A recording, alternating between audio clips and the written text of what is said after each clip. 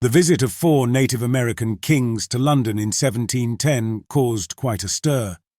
While this wasn't the first time that Native Americans had been on English soil, it was the first time that they were received as diplomats, treated as celebrities by Londoners, given an audience with an English monarch, and enjoyed a first-class royal tour of the city. Their names were Hendrick, Peter, John, and Nicholas, but their indigenous names were far grander. Yee Ho Ga Row, baptized as Hendrick Tejonihokarawa during his visit to London, was a Mohawk chief. He was accompanied by Saga Yeath qua Pieth Peter, Ho Ne Yeath To No Row John, and Etow Oh Koam Nicholas.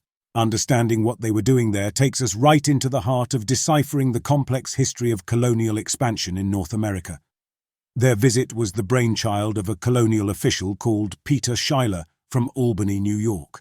After a series of failed attempts to capture Canada from the French, he decided drastic measures were needed to convince Queen Anne to provide much-needed support to the English settlers of North America. The Third Indian War, or Queen Anne's War as it was known, was raging in North America, an intercolonial conflict between the French, Spanish, and English colonists, all of whom wanted to take control of the New World. As part of their strategy, each group used missionary expeditions to convert the Native Americans and gain their support, the English converting the natives to Protestantism and the French and Spanish to Catholicism.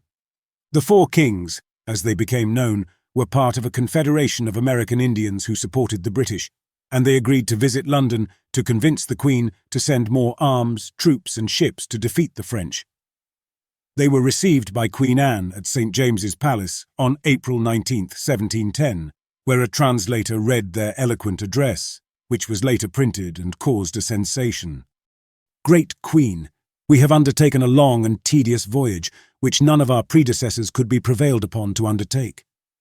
They begged Queen Anne to provide missionaries to provide true religion, which is probably what most captured the imagination of the immobile, gout-ridden Queen. She was enthralled by the tall and healthy Native Americans presented as kings, and asked to be converted to her beloved Protestantism. She even commissioned an unprecedented official portrait by Jan Verhulst of the 4 Indian kings, which presented the members of the Haudenosaunee Iroquois alliance in a fashion reserved for royalty.